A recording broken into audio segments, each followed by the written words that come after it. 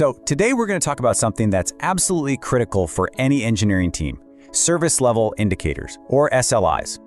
We're going to dig into the practical evolution of SLIs, moving beyond just simple metrics to indicators that actually tell you about your service's health, and way more importantly, what your users are actually experiencing. You know the feeling, right?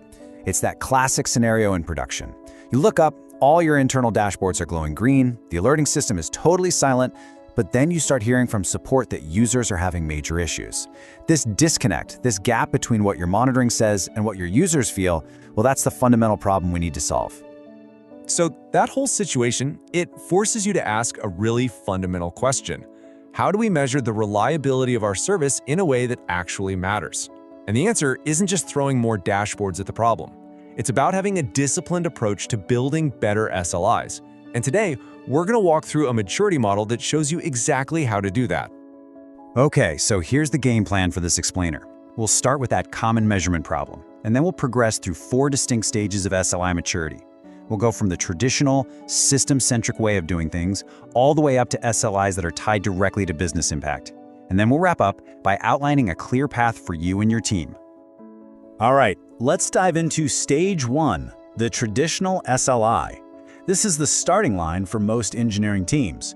It's usually what happens when a team first gets exposed to SRE principles, but maybe before they've really internalized the why behind it all. Okay, so what you've got to see here is that these Stage 1 SLIs, they're often just a thin layer of paint over your existing system-centric metrics. So instead of just charting raw latency, you now measure the percentage of requests under a certain threshold. It feels like an improvement, but it really risks being what the source material calls cargo culting. You're copying the practice, but you're missing the core principles. And this quote, man, it just nails the core problem, doesn't it? Stage 1 measures the health of the provider, your systems, your servers. It's all inside out. The fundamental flaw here is that it's completely disconnected from what your consumer is actually experiencing. Because let's be real, a failure is only a failure if it actually impacts a user. All right, that brings us to Stage 2, the consumer-aware SLI. And honestly, this is the big one. This is the critical turning point for any team's reliability practice.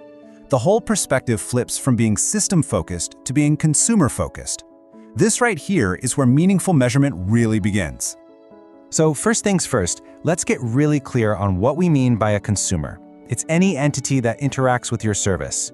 Yeah, it could be an end user sitting at a browser, but just as often, it's a mobile client, an API gateway, or even another internal microservice that depends on you to do its job. And this is a really crucial point. Just the act of identifying who your consumers are, that in itself is a massive step forward in engineering maturity. It signals a real shift in ownership. You're moving from just maintaining some code to being truly responsible for the service you're delivering to those consumers. And this right here, this is the principle that should be guiding all of your reliability work. A good SLI measures reliability from the consumer's point of view, full stop. Everything else is secondary. This is the standard we've got to hold our measurements to. Okay, so that naturally leads us into Stage 3, the task-aware SLI. Once you know who your consumers are, the next logical question is, well, what are they actually trying to do with your service? To get this right, you have to understand 2 different levels of intent. The goal is the big picture why. Why are they even using your service in the first place? And the task is the how, the specific series of actions they take.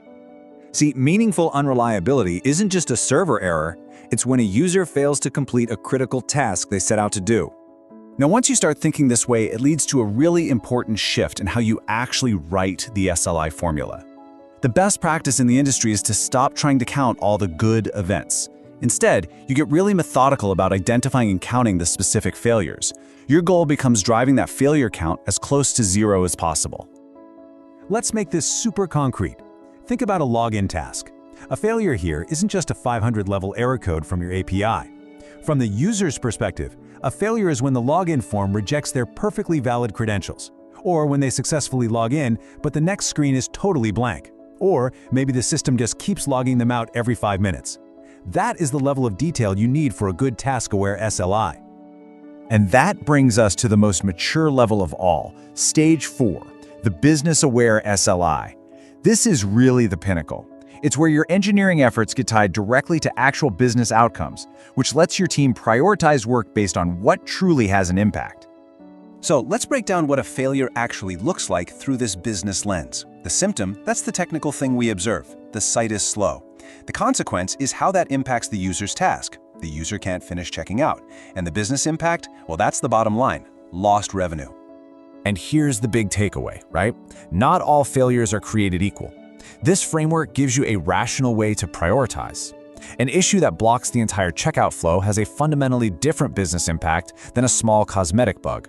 And your engineering response, from PagerDuty alerts to your project backlog, should absolutely reflect that difference. You have to realize that business impact isn't just one thing. It's a whole spectrum. It can range from something minor, like making a bad first impression, all the way up to directly losing money or even facing legal trouble. The work of a mature SRE team is to map specific types of failures to this scale.